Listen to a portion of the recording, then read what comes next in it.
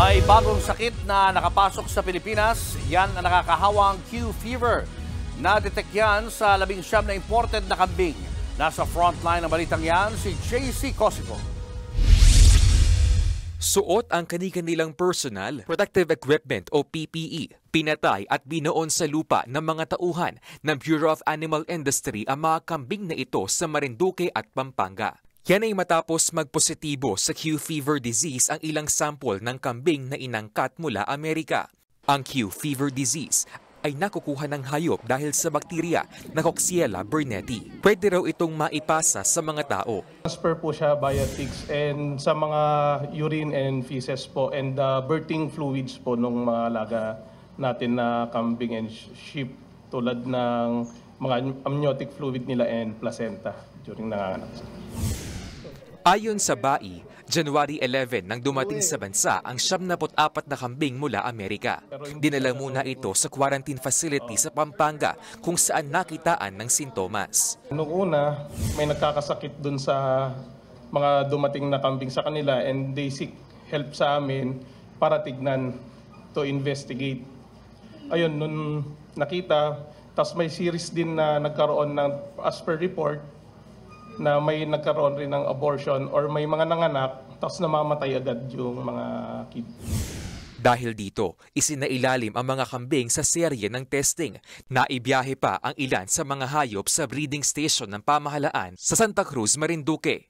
At kahapon, June 20, lumabas na positibo sa Q fever ang 19 na kambing. Bukod sa depopulation, nagpapatuloy rin ang surveillance at tracing ng DA para mapigilan ang pagkalat ng sakit.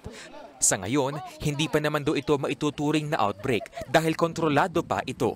Kasi talagang yung mga animals ay secluded lang dun sa iisang area. Kumbaga, napigilan natin yung pagkalat. Hindi siya naikalat talaga.